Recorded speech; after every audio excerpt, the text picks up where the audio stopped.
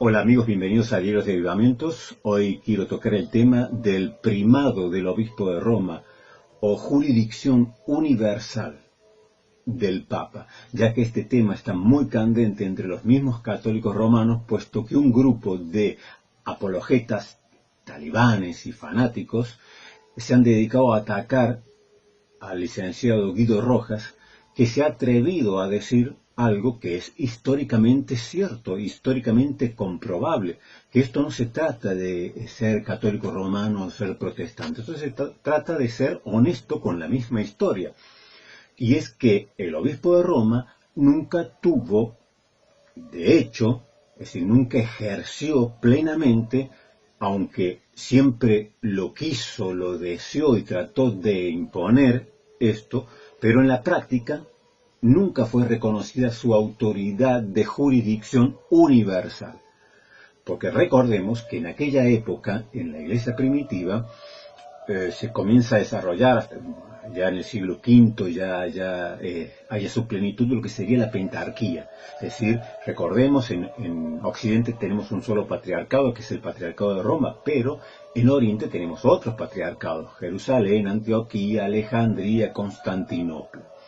Entonces, la pregunta es, ¿el Papa ejerció dominio, señorío sobre toda la Iglesia? Es decir, él podía disponer lo que se debía hacer o no en los demás patriarcados de Oriente. Pues la respuesta histórica, comprobable y demostrable es que no. Pero estos apologitas fanáticos que llaman herejes y le han dicho de todo a Guido Rojas, actúan como fanáticos, porque confunden lo que es la proclamación de un dogma con el desarrollo histórico que haya tenido ese dogma. Por ejemplo, con lo que ha sucedido con la Inmaculada Concepción de María.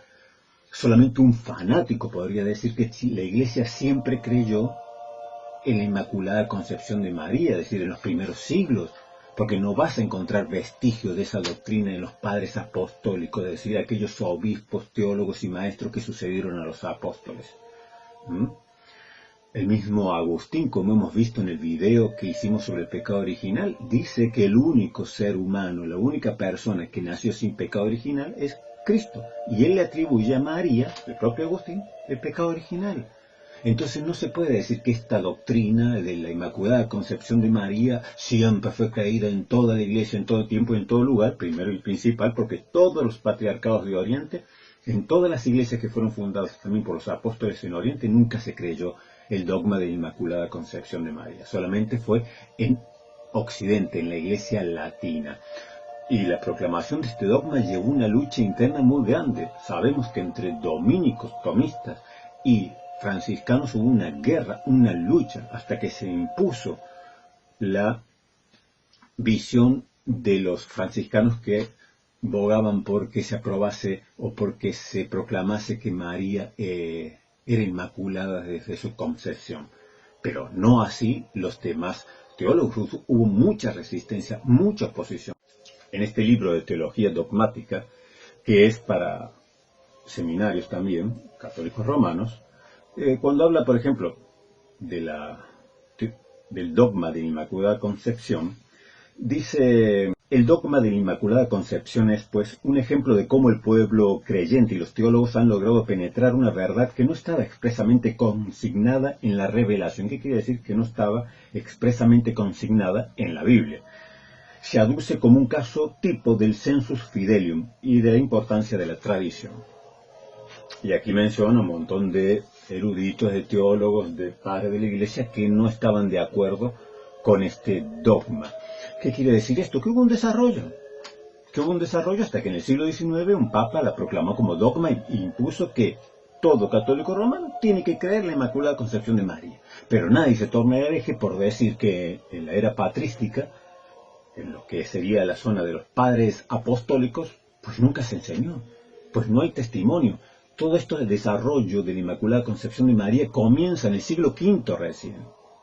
En el siglo V, no las expresiones de la santidad de María que ya mismo Agustín también afirmaba, pero cuando se proclama el dogma de la Theotokos, como ya vimos también en otros videos, cuando en ese siglo, en el siglo V, es cuando se empieza a desarrollar la Mariología. también apoyada, como hemos visto y como dicen también los propios libros católicos romanos, por la influencia de los apócrifos.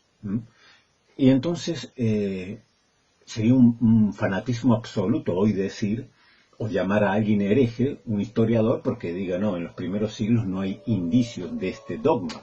Además, el propio Agustín lo niega, y es decir, y otros santos de la Iglesia, durante la Edad Media fue una lucha y una tirantez entre unos que decían que sí y otros decían que no. Entonces, ¿cómo queda esto? No era algo tan claro, porque como vemos, ellos mismos reconocen que no estaba en las Escrituras, que no está expreso de una manera clara y concisa en las Escrituras, que este es un dogma que se desarrolló por el sensus fidelium, es decir, el pueblo, la piedad popular del pueblo a través de los siglos, sobre todo en la Edad Media, la influencia, más bien en la Baja Edad Media, la influencia que en España cobró este dogma, y de allí se impulsó hacia el resto del mundo.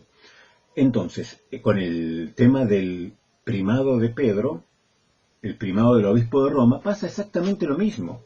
Es decir, estos apologistas católicos romanos, porque leen lo que se decretó en el Pastor Eternus, en el Concilio Vaticano I, en el 1870, que ustedes lo pueden encontrar en el Dechinger, en el numeral 3059, dice: renovamos la definición del Concilio Ecuménico de Florencia, por la que todos los fieles de Cristo deben creer que la Santa Sede Apostólica y el Romano Pontífice tienen el primado sobre todo el orbe, y que el mismo Romano Pontífice es el sucesor del bienaventurado Pedro, príncipe de los apóstoles, verdadero vicario de Cristo y cabeza de toda la Iglesia y padre y maestro de todos los cristianos. Y que al mismo, es decir, al Papa, en la persona del bienaventurado Pedro, le fue entregada por nuestro Señor Jesucristo plena potestad de apacentar, regir y gobernar a la Iglesia universal, como se contiene hasta en las actas de los concilios ecuménicos y en los sagrados cánones. Una cosa es la proclamación de este dogma en el 1870, lo cual pertenece a la esfera de la fe, de lo dogmático. Pero cuando alguien está hablando históricamente, es decir, no puedes anular la razón, no puedes anular tu inteligencia.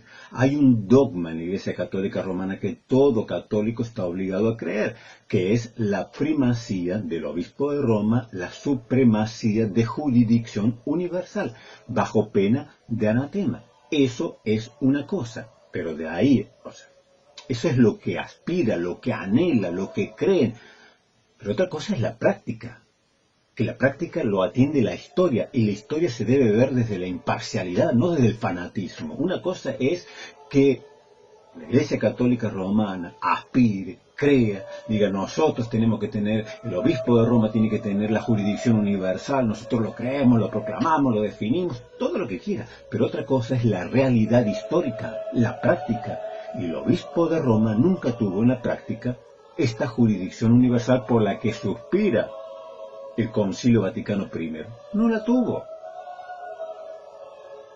En realidad la comenzó a tener a partir del año 1054, cuando se produjo el cisma entre Oriente y Occidente, cuando ya los otros patriarcados, los cuatro quedan aquí en Oriente y Roma se separa aquí en Occidente, se divide la Iglesia en el 1054, entonces sí, ya ahí el obispo de Roma puede hacer lo que quiere. ¿Por qué? Porque hasta entonces, esto es historia pura y dura, leamos lo que dice el Canon Sexto de Nicea, en el año 325.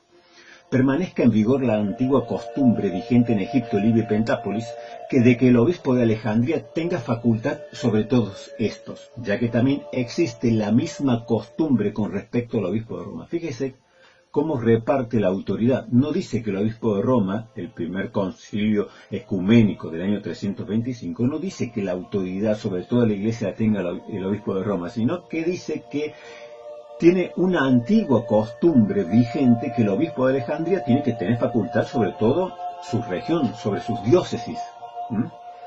Y que la misma costumbre existe respecto al obispo de Roma, que tiene jurisdicción, autoridad sobre todas sus diócesis.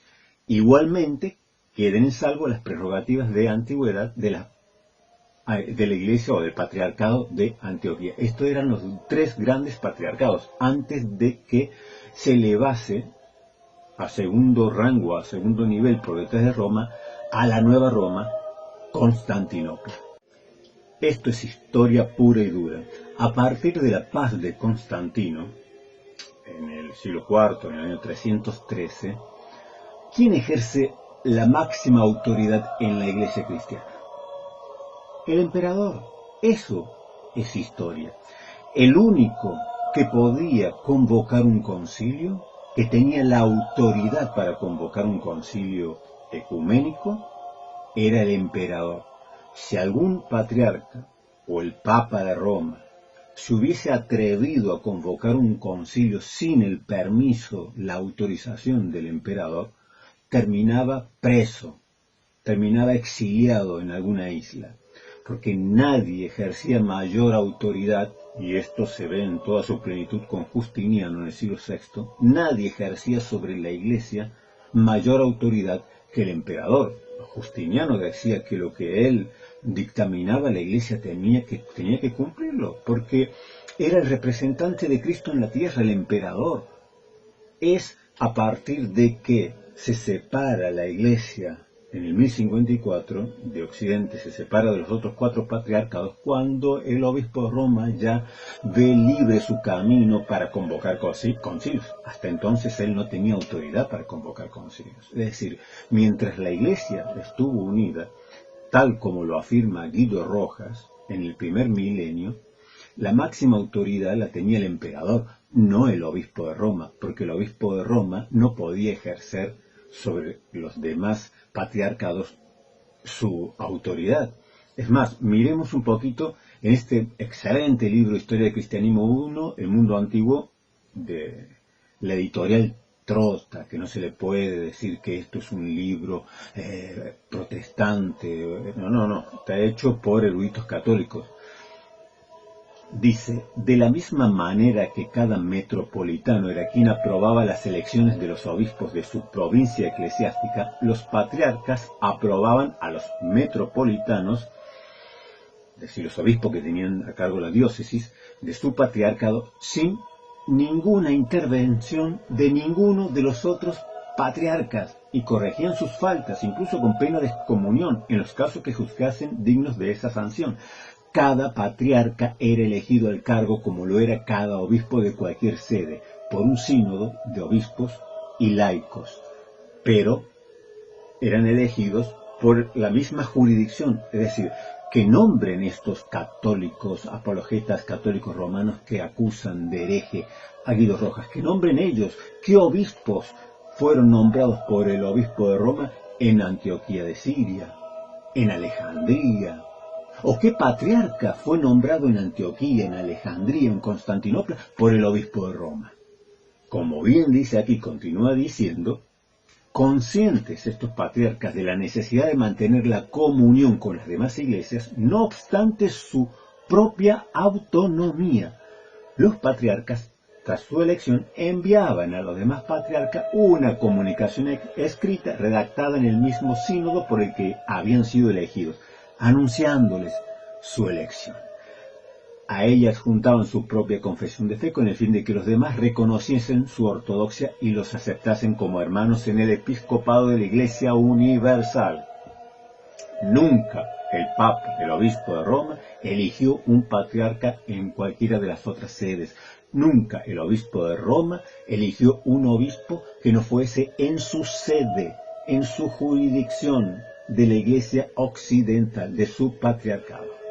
Afirmar lo contrario es mentir, es pervertir la historia. Pero por si no les basta a estos apologistas católicos romanos que parecen manipular la historia a diestra y siniestra, leamos un poquito más de este libro, que es de cátedra, que estamos hablando de libros de eruditos, de historia. No estamos hablando aquí de dogmas, de los deseos, de los anhelos, del obispado de Roma, que cree que le corresponde gobernar. Sí, está bien, tú eres católico romano, tienes que creerlo y proclamarlo. Fantástico. Ahora hagamos un lado lo dogmático, vayamos a los históricos, estamos discutiendo sobre historia. Estamos discutiendo sobre testimonios, estamos discutiendo sobre pruebas.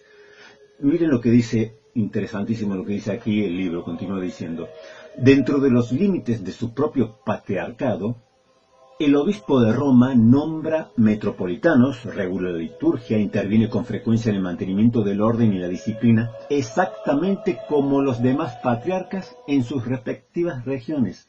En cambio, durante todo el primer milenio, es decir, en el largo periodo anterior al cisma bizantino de 1054, si no intercede alguna apelación a causa de una irregularidad o conflicto, el obispo de Roma no suele intervenir directamente con ninguno de los obispos dependientes de alguno de los otros patriarcas, ni en otras cuestiones disciplinares. No hay ni un solo caso de nombramiento por parte de Roma de estos obispos. Los nombran sus respectivos metropolitanos o patriarcas, y los nombramientos ni siquiera le son comunicados al Papa. Es decir, aunque el obispo de Roma desde muy pronto reivindicó su papel de primado de toda la Iglesia, la frecuencia, el campo y el modo de sus actuaciones durante muchos siglos fue muy diferente según que interviniese en materia de fe o en materias disciplinares, y según que actuase en su territorio patriarcal o más allá de esas fronteras. En el primer milenio, su intervención como primado en las iglesias de los demás patriarcas fue casi nula en lo disciplinar y poco frecuente en lo dogmático. Los obispos de Roma aceptaron y defendieron siempre la primacía patriarcal de las tres grandes sedes antiguas, Alejandría, Roma y Antioquía, porque como hemos visto, esto ya lo dijo, quedó establecido en el Gran Concilio de Nicea, el primer concilio ecuménico. En el Canon Sexto leímos que las tres sedes de Antioquía, Alejandría y Roma tenían cada una, por tradición, su jurisdicción correspondiente. No dice que el obispo de Roma tenía jurisdicción sobre todo, sino que el obispo de Roma sobre su sede tenía jurisdicción, el de Alejandría sobre la suya y el de Antioquía sobre la suya. Luego, en el concilio de Nicea, en el concilio de Constantinopla, el primer concilio de Constantinopla, segundo concilio ecuménico en el año 381,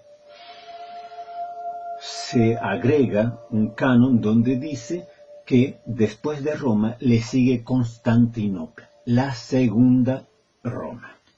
Debemos recordar que el primero del que se tiene testimonio que haya reclamado para sí la perícopa de Mateo 16, 18 y 19, donde el Señor Jesús le dice a Pedro, Pedro, sobre esta roca edificaré mi iglesia, el primero en reclamar que esa perícopa le correspondía luego de la muerte del apóstol Pedro al obispo de Roma es el Papa Calixto, pero estamos hablando ya en el siglo III. Luego el Papa Esteban, también del siglo III, sigue reclamando. Recordemos, y lo vamos a ver después, cómo se le opone a esto el gran Cipriano, obispo de Cartago.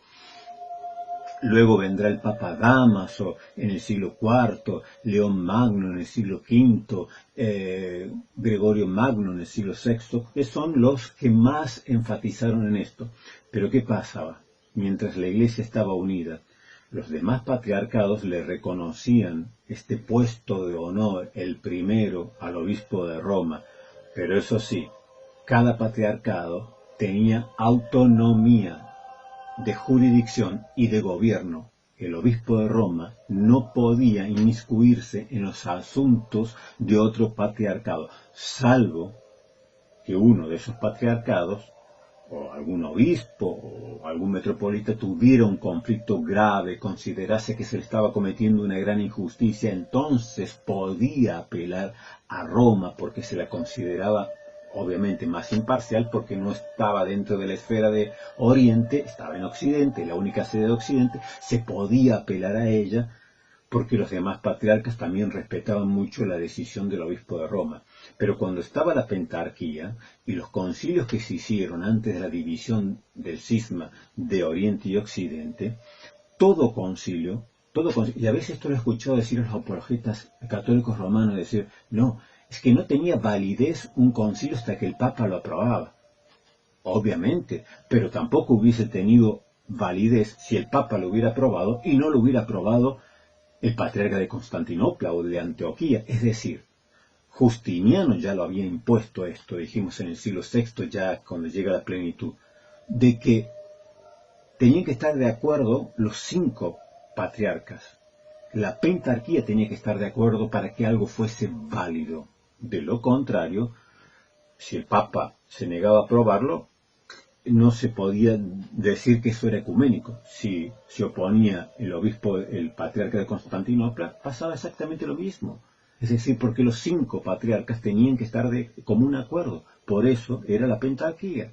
Cada uno con su autonomía e independencia, pero a la hora de tomar una decisión que afectase a toda la Iglesia, no podía hacerla el obispo de Roma sola, ni podía hacerla un patriarca de Oriente solo. Tenían que estar de acuerdo los 5 patriarcados. Por tomar otro libro, tengo aquí Breve Historia de los Papas de Albert Gutscher, que contiene aquí su Nihil Obstat, es el original es en alemán, pero la traducción esta es hecha en Argentina, y cuenta también con el imprimatur, ¿no?, de la conferencia del episcopado de aquí de Argentina, es decir, no son libros protestantes. Y vine hablando aquí en el siglo II, cuando el Papa Víctor I quiso imponerle a los asiáticos, a los obispos de Asia, que debían respetar la fecha de la Pascua que se celebraba en Roma. Polícrates, que era de Esmirna y que eran obispos fuertes de allí, les responde diciendo, no, nosotros obedecemos a Dios, no a los hombres. Y no cambió la fecha, lo dejó colgado ahí al Papa Víctor. El Papa Víctor se enojó, les puso anatema. Luego se reconciliaron mediante la intermediación de Ireneo de Lyon. Pero esto nos muestra pequeños retazos de que en realidad la autoridad del obispo de Roma había un reconocimiento de ser el primero entre iguales, pero no de tener autoridad de tal manera que lo que dijese se tenía que cumplir en otro lado. No. Después viene hablando de Ignacio de Antioquía, cuando en su carta a Roma dice, habéis seleccionado a otros y yo deseo que tenga permanencia lo que encarecéis a los discípulos, escribe Ignacio.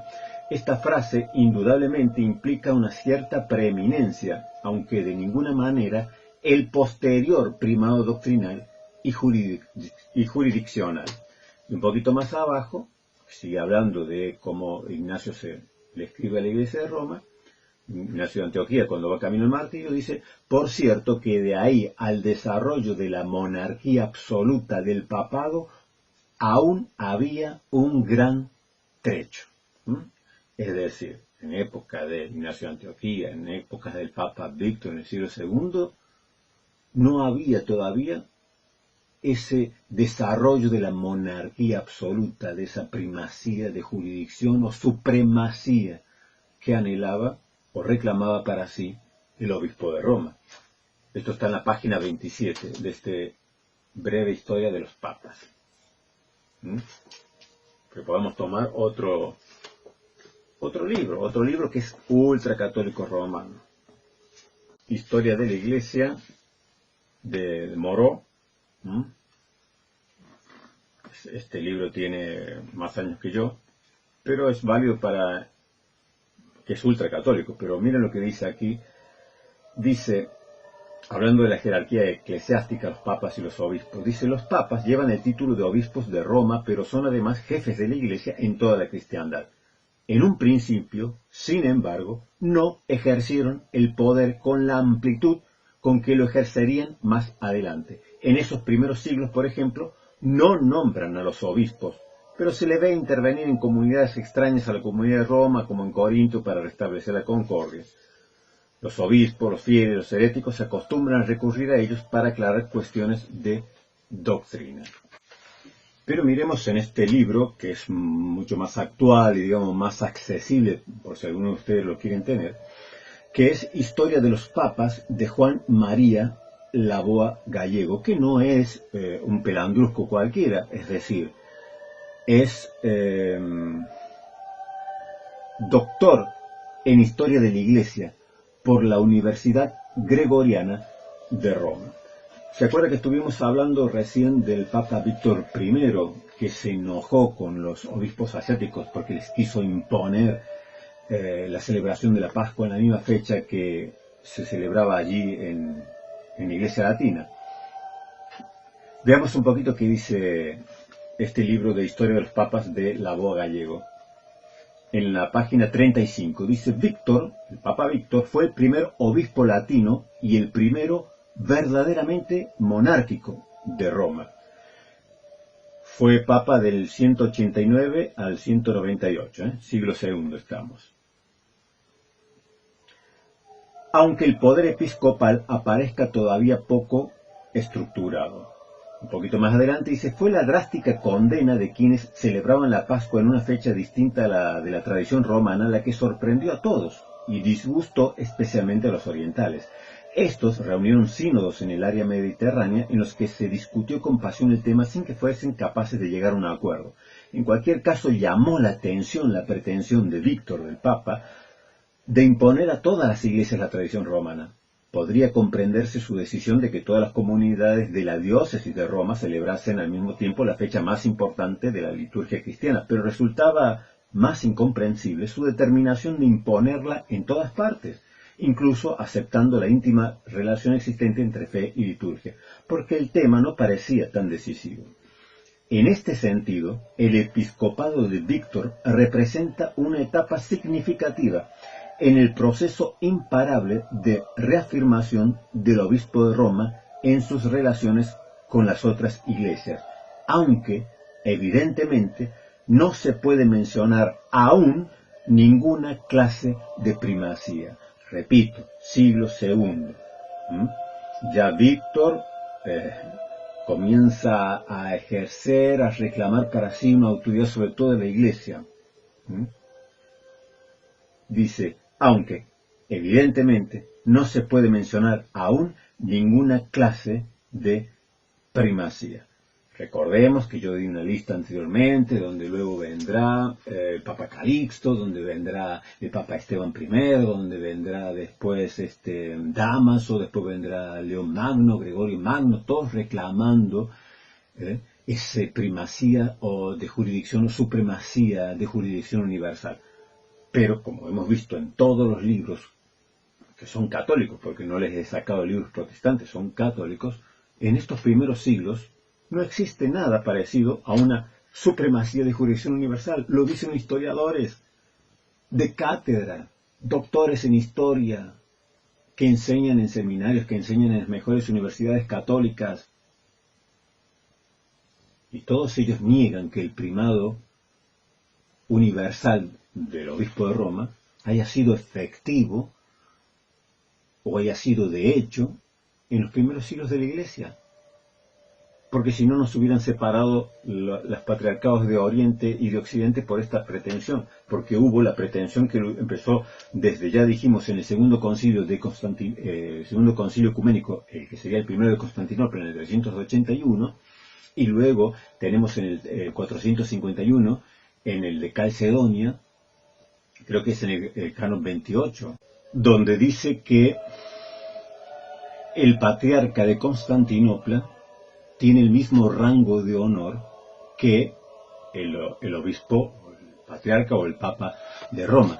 Esto fue un golpe durísimo para la Iglesia latina, para la Iglesia de Roma, que se opuso a esto. Pero desde entonces, ya desde el 451, comienza ya cada vez a acrecentarse esta disputa de poder entre el patriarca de Constantinopla, la nueva Roma, que ya había reclamado para sí estar en el segundo lugar, como vimos en el segundo concilio ecuménico, que sería el primero de Constantinopla en el 381, comenzó a reclamar estar en el segundo lugar, pero ya luego, para el 451, en el concilio de Calcedonia, en el cuarto concilio ecuménico, ya vemos que se equiparan, que están los dos iguales, el obispo de Roma y el patriarca de Constantinopla.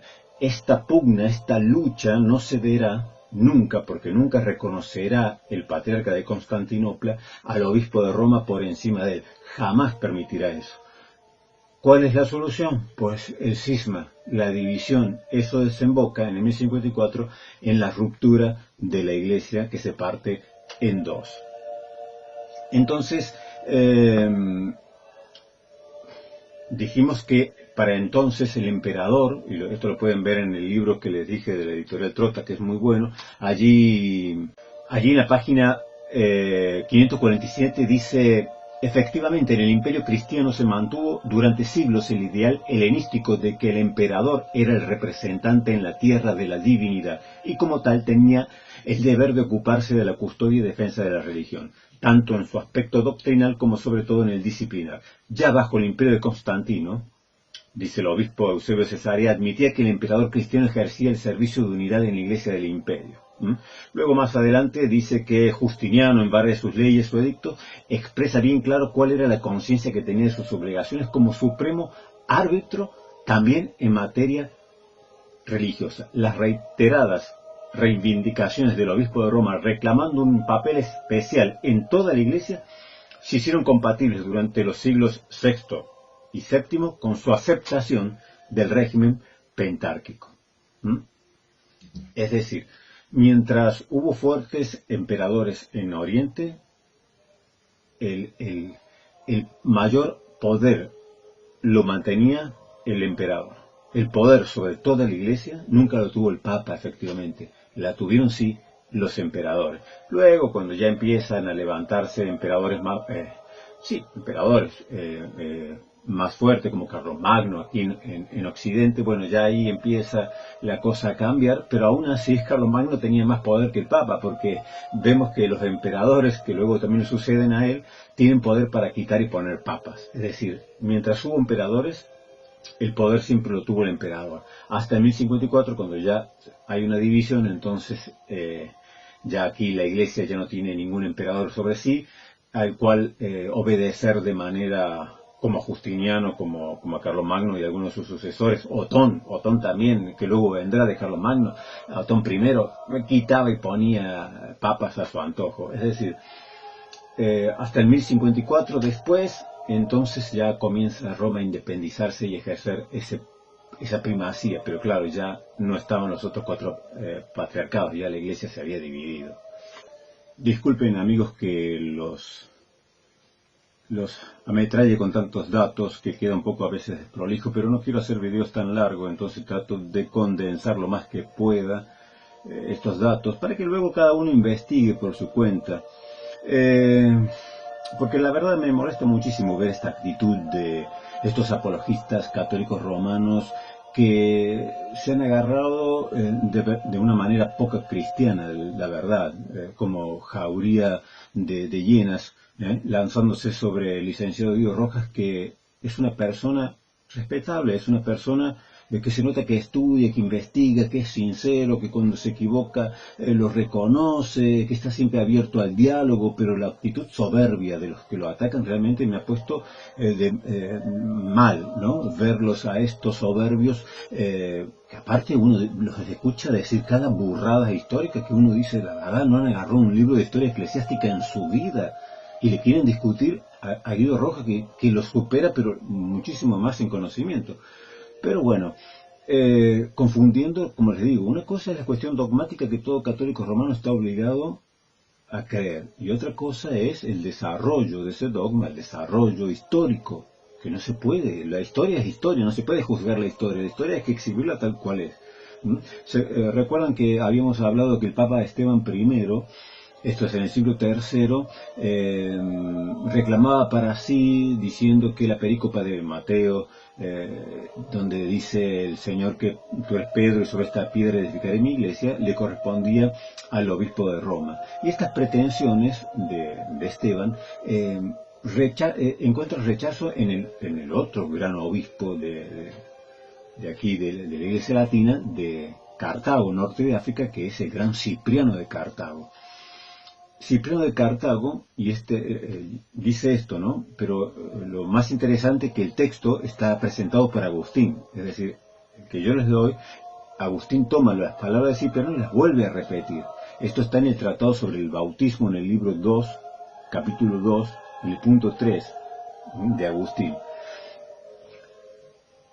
En este concilio de Cartago, Cipriano y los que estaban con él, dice, nadie, en efecto, de nosotros se ha constituido en obispo de obispos, ni puede obligar con tiránico imperio a sus colegas a la necesidad de obedecer, ya que en virtud de su libertad y su potestad tiene cada obispo su propio criterio, y no puede ser juzgado él por otro, como tampoco puede Él juzgar a otro. Al contrario, todos nosotros hemos de esperar el juicio de nuestro Señor Jesucristo, que es el único que tiene el poder de ponernos al frente en el gobierno de su iglesia y de juzgar sobre nuestra actuación. Este era el pensamiento, no solo del obispo de Cartago, Cipriano, sino también de muchísimos otros obispos del norte de África que se unen en estos sínodos para hacerle frente al Papa Esteban, que reclamaba ya desde aquel entonces una primacía de jurisdicción y quería interferir en los asuntos de otras diócesis, en este caso sobre el tema del rebautismo. Y Cipriano aquí lo confronta, y lo interesante es que este texto lo toma Agustín y lo vuelve a repetir. Es decir, el primado siempre fue un anhelo y fue un reclamo ya, comienza, como hemos dicho, del Papa Calixto en el siglo III, pero que de hecho nunca fue, en la práctica nunca fue, no fue posible, porque siempre se opuso y se opusieron los patriarcados de Oriente, y eso llevó, esta pretensión de Roma se encontró con la pretensión de Constantinopla, chocaron estos dos gigantes y se terminó dividiendo la iglesia. Por tanto, si tú tratas de hereje, apóstata, aquel que simplemente exhibe la historia tal cual es, como en este caso lo ha hecho el licenciado Guido Rojas, entonces tú eres un cavernícola apostólico romano, no un católico, un cavernícola, que no ha estudiado absolutamente nada, que las orejas te tocan el techo, y quieres, menospreciando también la caridad cristiana, haciendo un lado la caridad cristiana, mostrando lo que hay en sus corazones. La verdad que en sus corazones hay odio. Por eso yo les dije que estos malos apologistas católicos romanos no están reproduciendo ovejas, sino burros.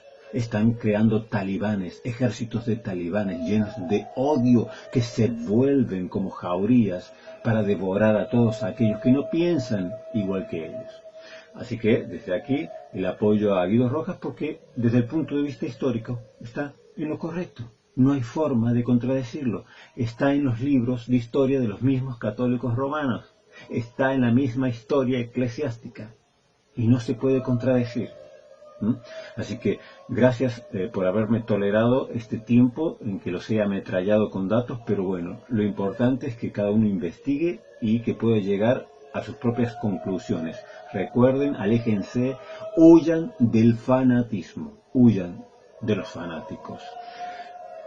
Nos reencontramos en el próximo viaje por la historia de la Iglesia, cuando ustedes quieran y deseen no juzgar a la historia, simplemente exhibirla, mostrarla, tal cual ella aconteció. Que el Señor los bendiga y nos reencontramos, si Dios quiere, prontamente.